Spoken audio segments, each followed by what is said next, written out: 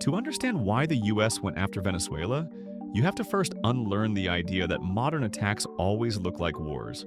In the 21st century, power moves quietly through sanctions, financial chokeholds, diplomatic isolation, cyber pressure, covert operations, and the slow suffocation of an economy. In this video, we will see how Venezuela became one of the clearest examples of this new kind of warfare. How a once friendly US-Venezuela relationship collapsed into open hostility over power, oil, and influence. What step-by-step strategies the US use against Venezuela? Sanctions, oil control, political recognition, and legal pressure. How global players like Russia and China turned Venezuela into a high-stakes geopolitical battleground. And what this conflict reveals about the future of imperialism, global power, and who really pays the price. For most of the 20th century, Venezuela was one of America's closest allies in Latin America, supplying cheap oil to US refineries and welcoming American companies with open arms. Venezuela sits on the largest proven oil reserves on Earth, larger than Saudi Arabia, larger than Iran, and Iraq. For decades, this oil made Venezuela wealthy, influential, and strategically important to the United States, as Caracas felt closer to Miami than to Moscow or Beijing. That relationship only began to fracture when a former paratrooper named Hugo Chavez rose to power in 1999, promising a revolution that would kick US influence out of Venezuela once and for all. Chavez didn't just talk about independence, he acted on it.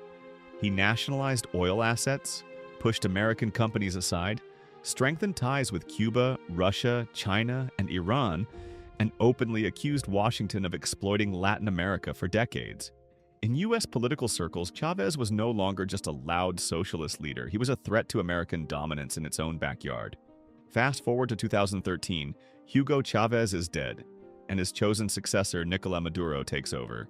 Unlike Chavez, Maduro lacks charisma, global influence, and the ability to balance ideology with economic reality. At the same time, global oil prices crashed. Venezuela's economy, already fragile and overdependent on oil, begins to collapse. Inflation spirals, food and medicine disappear, and millions start fleeing the country. This humanitarian disaster becomes the moral argument the US will later use to justify its actions. Officially, Washington says it's stepping in to defend democracy and human rights. Unofficially, critics argue this is about control, influence, and oil. The first major warning shot came in 2017. The US responds with targeted sanctions, carefully designed to isolate Venezuela's leadership from the global financial system. Venezuelan officials couldn't access US banks, move money freely, and couldn't do business with American entities. Donald Trump's administration frames this as pressure, not punishment, but the message is clear: comply or suffocate. Then, in August 2017, Donald Trump dropped a line that changed everything. He tells reporters that a military option is on the table for Venezuela. It's just one sentence, but it echoes across the region like thunder. Latin American governments condemn it, Venezuela's military goes on alert, and Maduro accuses the US of planning an invasion. Trump later says he was just being tough, but in geopolitics, words are actions. From that moment on, Venezuela knows the US is no longer just watching, it's actively preparing. By 2018, the pressure intensifies. Sanctions expanded beyond individuals and started targeting Venezuela's oil. The US restricts Venezuela's ability to sell oil freely on international markets. For an economy where oil makes up more than 90% of export revenue, this was devastating. Supporters of the US strategy say this pain is necessary to force Maduro out. Opponents argue it punishes ordinary people far more than the leadership, turning a political crisis into a full-blown humanitarian catastrophe. The once oil-rich nation that attracted migrants now functioned in survival mode, where people lived without steady salaries, reliable electricity, or consistent access to food and medicine. This collapse became the strange paradox of US strategy. Nicolás Maduro stayed in power as the government framed every blackout and empty shelf as evidence of foreign attack. For many citizens, that message felt real. Meanwhile, Washington held its line. US officials were convincing Venezuelan citizens that the sanctions were temporary, that the suffering was Maduro's fault, and that relief would arrive the moment he stepped aside. But this created a brutal feedback loop. As conditions worsened, the Venezuelan government used the pain to rally nationalist support and portray itself as the last barrier against foreign domination. Instead of collapsing, Maduro's inner circle tightened its grip, and powerful allies stepped in. For Russia, helping Maduro survive isn't about ideology. It's about proving that U.S. sanctions don't decide the fate of every country. China moved more quietly, restructuring the debt of Venezuela, maintaining trade, and ensuring Venezuelan oil still found buyers through secret routes.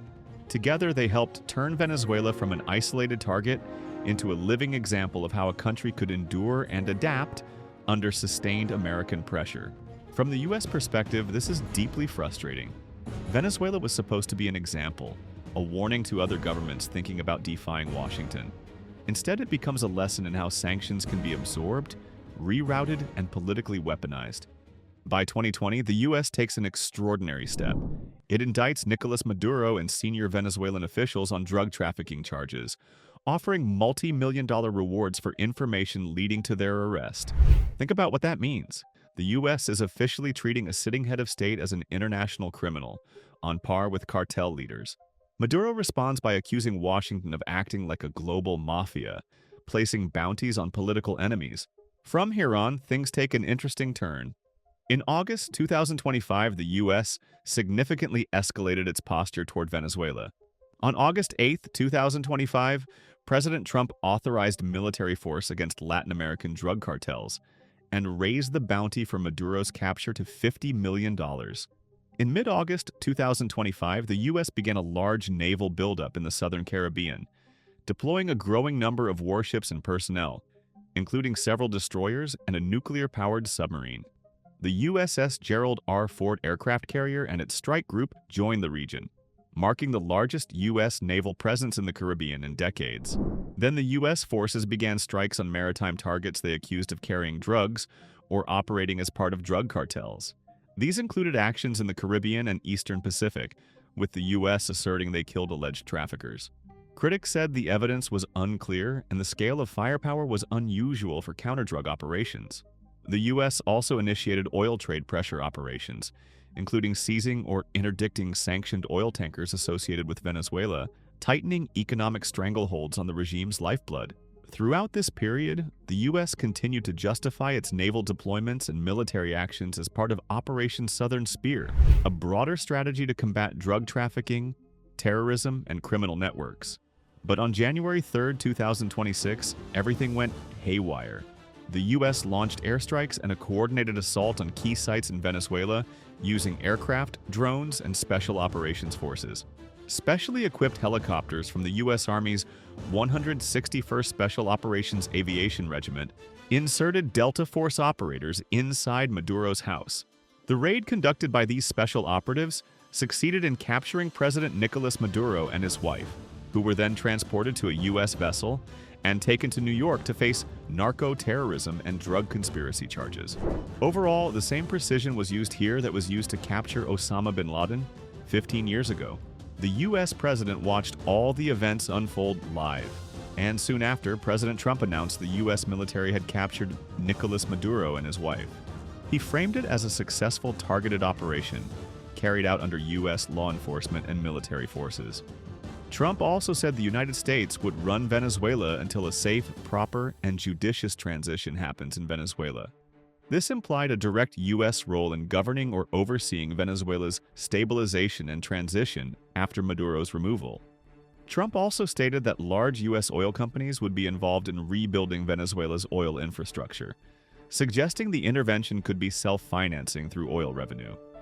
And this brings us to the most uncomfortable truth of all. The U.S. didn't just attack Venezuela to remove a leader. It tried to reshape a country without fully controlling the outcome. In doing so, it exposed the limits of modern power. But these small things no longer make much difference to the Trump government. The question is Venezuela's oil so valuable to the U.S., or is there some other reason behind this incident? And what happens if tomorrow China occupies Taiwan or India? Then with what face will America stop China? This also raises a question. Are we back in a new era of imperialism? A world where power is the only thing that counts? You and I know very well what is really going to happen. Big companies will come, invest a lot of money, and extract a lot of oil and gold. These companies are going to become very rich. America is also going to benefit greatly. The people of Venezuela will unfortunately have to face a situation similar to that of Iraq and Libya. There will be political instability for years, and their good days are not going to come. And if you look at its history, you will get a lot of data. There are so many countries in South America where America interfered, toppled the government, and took the name of democracy. If you like this video, subscribe to the channel and comment down below. Do you think this is about democracy, oil, or something far bigger?